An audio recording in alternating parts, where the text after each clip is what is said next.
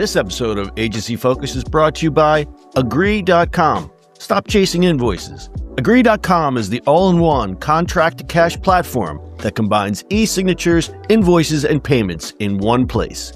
The moment a deal is signed, billing and collection happen automatically. No more juggling 3 tools. No more following up on money you've already earned.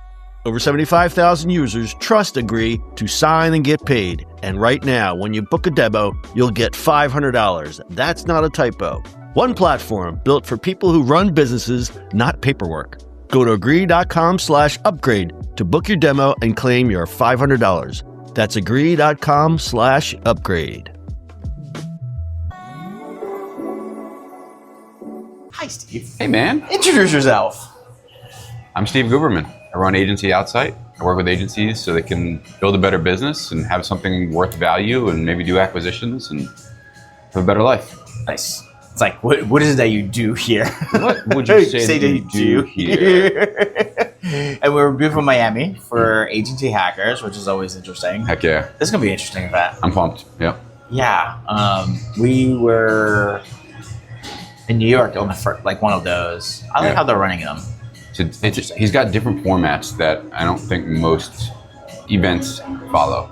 So maybe it's the British way of thinking about things, but the British invasion is what I call it. They had the karaoke one. That was cool. I wasn't there. Yep. How was that? I didn't go to that. I went to the comedy night one. Oh, not karaoke, the comedy one. Yeah. I didn't go to that. It was fun. That? Yeah? It was like actual agency folks, like copyright, art director kind of folks who were like, I want to be some of them were really freaking funny. Yeah. But yeah, it was fun. It's fun. Yeah, so we did like an AI thing first, had a couple of speakers and shows and tells, and then broke off, and like an hour later met up for comedy night. Nice. Yep. Switching gears, or same gears, but what do you think the state of agencies is in 2026? Man. I just so throw it out there. Q1 is done. Yep. Q1 seems to have opened, not floodgates, but opened like the regulation gates of business starting to move again. Most of the agencies that I spoke to or worked with, they saw from Q4 last year into Q1 like actual movement of contracts and getting some like really good business on the books. I think the projection hopefully will be that it continues. I do think that like the uncertainty between wars and governments and AI is, for agencies at least, is causing a lot of unrest and concern. I don't know about for their clients, because again, I'm seeing a lot of business moving, sales cycles normalizing, not compressing, but normalizing. Yeah. And then, with AI integration, hopefully agencies are finding efficiencies and readjusting teams and things like that. Yeah. I mean, the biggest talk about AI right now is that, right? Like figure out what are we doing? Yeah. And the chances of efficiencies, but like, is there efficiency? Like, we know there's efficiency to be found, but where? Yeah. So I think that's what we're going to see a lot of in 26, and I think beyond 26, we're going to see like a massive consolidation of agencies, probably that we haven't seen in either of our careers. Yeah. At all.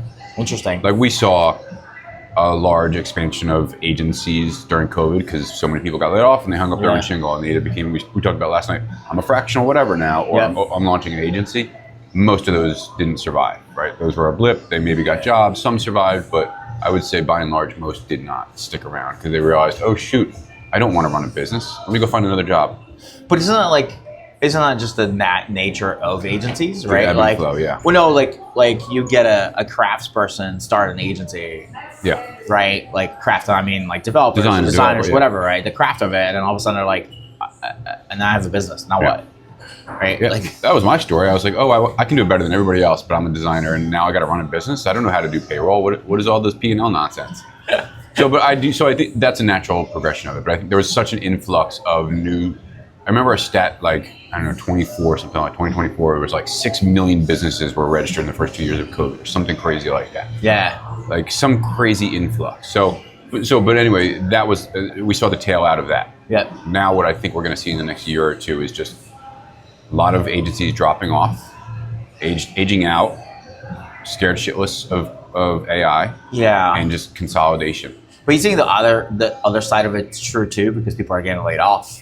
Companies and stuff like that. Like that's a natural progression of, okay, now I got to start a business because I don't know what to do with this. Go into a trade. Go do anything but open another agency. I don't know. I think I don't want to say like the industry as we've known it is completely unearthed and different, and so I don't know that launching something now, it's got to be so different.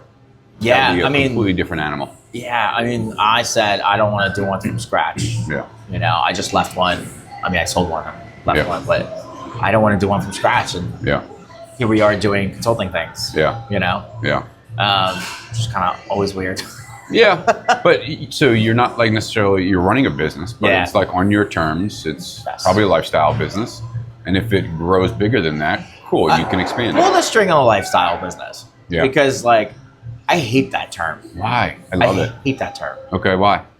It just makes it like, oh, it's,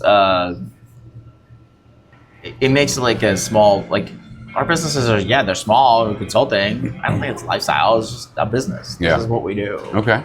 I just never, like, to me, and I think it's just because, like, maybe because of my schooling at some point, the business school side of it, like, a long time ago, they're like, we have these major businesses, and lifestyle is like, you know, just somebody doing a little thing, like, in their hobby type thing. Okay. Like, to me, it was always, like, pushed like a hobby, you know? Interesting. All right, so I never saw it like that, but I guess that makes sense where like I'll pull in one of my hobbies. If I were to start tying flies in my spare time and selling them for $2 a piece, that's a lifestyle business. Right.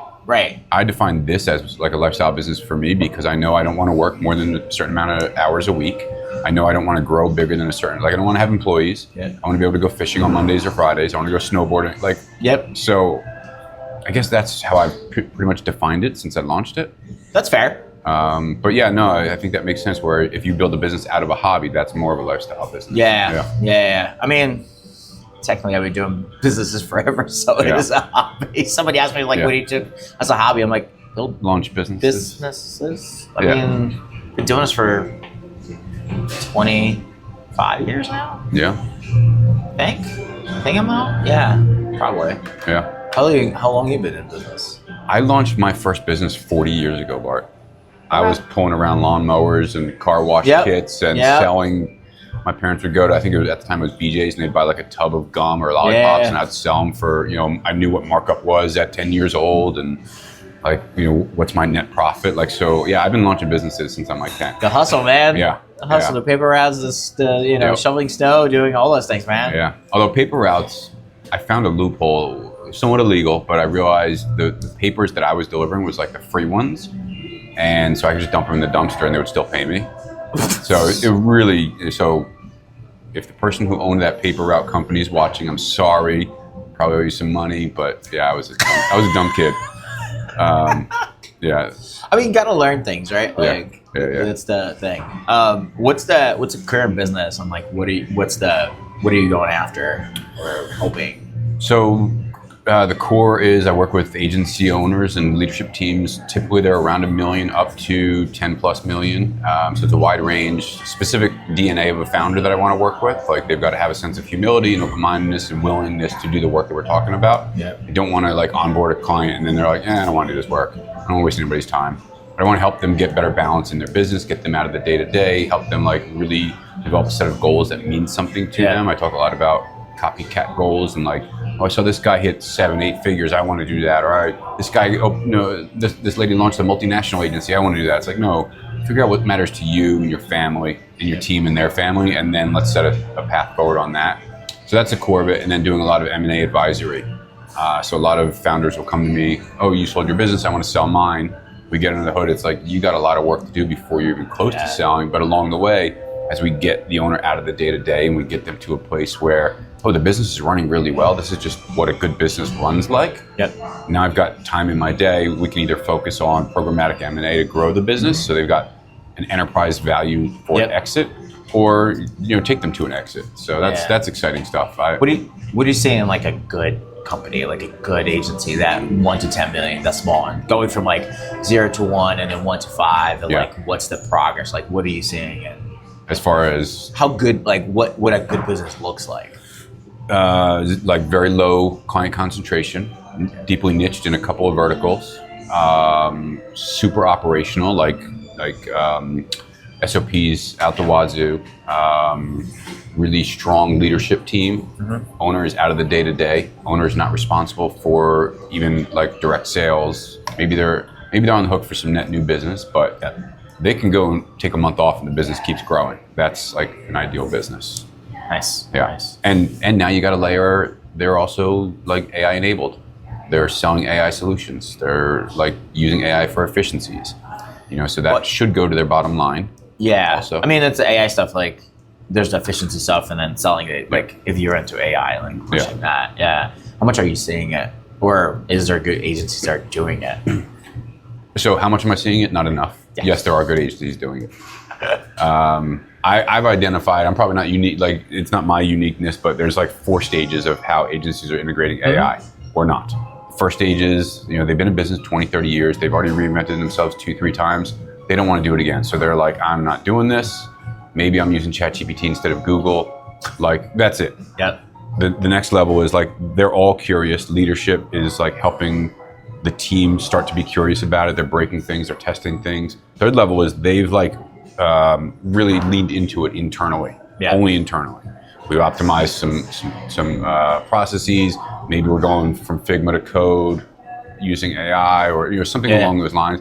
Fourth level is where people need to be like looking towards and getting to is selling AI solutions to their clients, finding out what their client pain points are instead of saying, oh, we can smash that nail with this WordPress hammer. Like, let's build a tool for you that is AI enablement for you. So really good industries for that are industrial, manufacturing. They are so slow to adopt that you can optimize them with such little effort. Where, like when I had my agency, we worked for a company that we saw literally an invoice get printed, touched by 6 different people, scanned in, printed again, like 25 people touched this thing. And this was long before AI. Yeah. So you think about in that sense, like how do we improve efficiencies on some of these industries? AI is a great tool for that. It's still amazing to me, like that's the game, right? It's the solution to automation or whatever that is. Yeah. Without AI, we tried to do that and none of them want to do it. Right. And like now they're even farther behind. The AI makes it a little easier, but it's been, it's watching is interesting. Yeah. But agencies that I think gonna win are gonna niche down. Actually niching down, like very particular and be in that knowledge base, I think actually the agencies that are going to win have already been niched down. Yes. I'm not going to say it's too late. It's never too late. No. But, I've been preaching niche down since I was told to niche down. And I was like, oh, what an unlock. I wish I'd done this sooner. And so if they already have that like deep institutional knowledge and empathetic level understanding of their clients in that industry, all the better to be like, hey, we can build you this blah, blah, blah, blah, using AI. Yeah, I mean, niching down like just makes your efficiencies go better, right? Yep. You're not only, you can go after so many clients, but also like your marketing is better, your sales is better, your P&L is better, right? Everything is better because you're just that more efficient of it. Yeah. And the argument I've been having for a few weeks now with a lot of new people is like, well, we do everything. No, you don't. Yeah. You can't. Right, like you have. It's funny when you look at agencies that have been around for a while. Yeah, they have niches. They just don't like. It's like go pursue it. Yeah, go after it. Right, like. And if they say they do everything, like there's a core bunch of things that they probably do well, and then they're just like, yeah, we'll try that, we'll try that, we'll try that, and every time they veer out of that like core service delivery or even vertical, they're losing money. Absolutely. Like it's okay to say no to like. Can you do whatever, video production? Sure, we'll give it a shot. I'll find a friend. He's got a video camera. We're going to go on a shoot. You're going to lose money. Stop doing that. Yeah, stop right? that nonsense. I mean, if you need money in and you need to take a project, but the but is make sure you have an off ramp. Right. It's like that whole idea is like, make sure you don't get stuck on it unless that becomes a thing. Yeah. Then yes, go full into that and stop that. But like, what are we doing? Yeah. Well, the other exception is, all right, I think there's a viable market space and we want to start getting into video production. So let's find a couple of jobs and test the water. Yeah. See if there's money. So like, not that you can't say yes to things outside the vertical, but do it strategically. Yeah. It's always tricky. Yep. Watching this stuff is interesting. Like from, I guess the consulting part now, like it's a funny moment. Yeah. Because you come from an agency, so do I. And it's like, I guess my question is, what is and this is my own curiosity of, how do you pull the like, hey, I've done it this way, so you should be doing this way. Yeah. Instead of like, okay, they have a different way of doing it, and I'm going to twist it a little bit or pull on that string, but not like force my way of doing it. Yeah. I don't say should. I don't want to shit all over anybody. Right. But I will say this is how I've done it. Yeah. This is how I've done it, and it worked or it didn't work. So like the Gestalt practice of shared experiences only, and what has worked and what hasn't worked. Also, what I've seen. I talk to 15 to 20 agency owners every single week. I've worked with not as many as like the Carl Sakases and the David C. Bakers of the world, but over 100 agencies I've worked with so far. Yeah. So like I've got some good knowledge of like what's working, what's not, and also like let's test the waters. If this is how you think it'll work for you, cool. Let's build a plan around it. Yeah. You know, I'm open to trying new stuff, but let's do it strategically.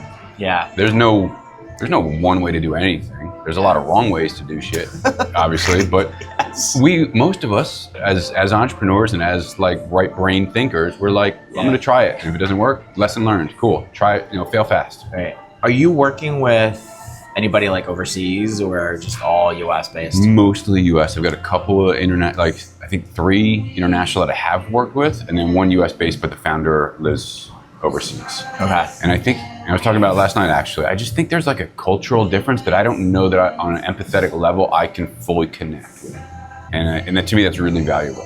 Yeah, no, that's why I'm asking. Yeah. Right, because like I'm European and kind of know the culture and stuff like that, but I've lived long there. Like all my business side of me is here. Right. And like I know how to run a business this way. And it's funny because like culturally I get it.